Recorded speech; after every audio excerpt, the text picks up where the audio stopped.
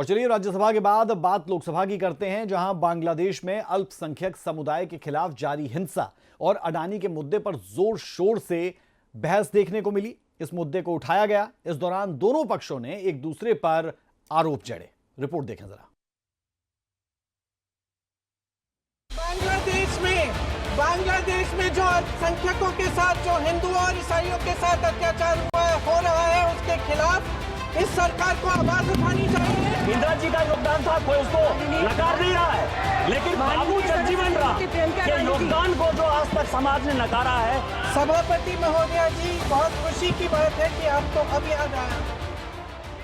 लोकसभा में चर्चा के दौरान प्रियंका गांधी ने बांग्लादेश का मुद्दा उठाया और वहां अल्पसंख्यकों की सुरक्षा सुनिश्चित करने की अपील की, जिस पर बीजेपी सांसद निशिकांत दुबे ने जवाब दिया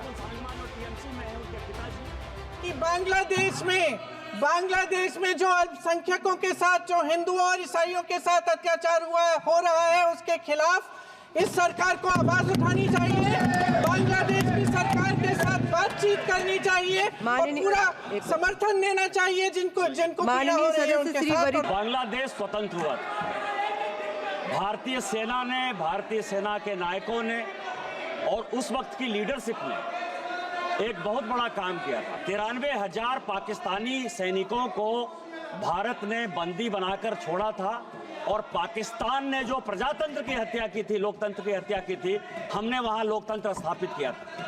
लेकिन मैं आपके माध्यम से सभापति महोदया, देश को यह बताना चाहता हूं कि इस आंदोलन में नजरुल इस्लाम, त्रिपुरा के जो राजा थे बर्मन फैमिली, कांग्रेस के जो मुख्यमंत्री रहे मुकुल सांगमा जो टीएमसी में है उनके पिताजी, और सबसे बड़ा जो योगदान रहा बाबू जगजीवन राम का, उस वक्त के रक्षा मंत्री जो थे, उनको इतिहास ने जो है, क्योंकि जय जवान जय किसान का नारा वही सफल हुआ था। दलित, वंचित, शोषित समाज से आने वाले बाबू जगजीवन राम ने जो ये भूमिका निभाई थी, उनको इतिहास ने भुला दिया। इंदिरा जी का योगदान था, कोई उसको नकार नहीं रहा है, लेकिन बाबू जगजीवन राम के योगदान को जो आज तक समाज ने नकारा है, मेरा आपके माध्यम से आग्रह है कि उनके सभापति महोदया जी बहुत। लोकसभा में चर्चा के दौरान कांग्रेस की ओर से अडानी का मुद्दा भी उठाया गया, जिस पर केंद्रीय मंत्री किरेन रिजिजू ने पलटवार किया और दावा किया कि बीजेपी के शासनकाल में विकास को गति मिली है। Our economic policies, assets, foreign policies, everything is rooted for one man, sir. One man, everything for. Now, sir, now it is a high time.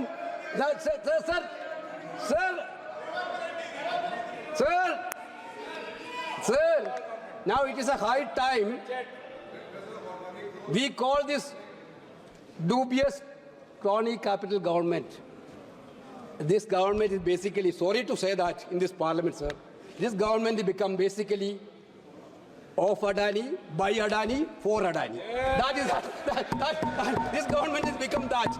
Because otherwise, in this space, why you are worrying about taking an action? You need credibility for the stock market. You need to protect the interest of the people who are investing in the stock markets.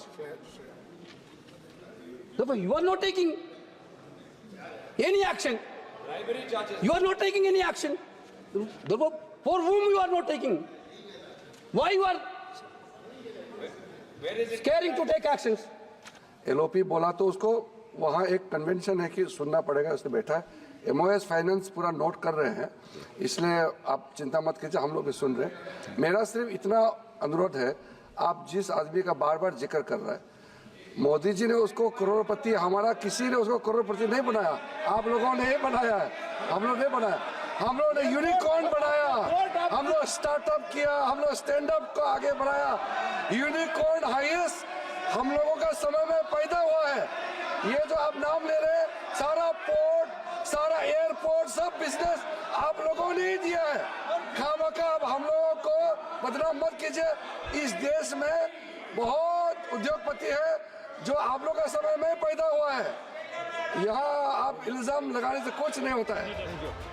सोमवार को लोकसभा में चर्चा के लिए जाते समय प्रियंका गांधी के handbag भी खूब सुर्खियों में रहे, जिस पर लिखा था फिलिस्तीन आजाद होगा। साथ ही हैंडबैग पर शांति का प्रतीक सफेद कबूतर और तरबूज भी बना था। इसे फिलिस्तीनी एकजुटता का प्रतीक माना जाता है। ब्यूरो रिपोर्ट, सूर्या समाचार।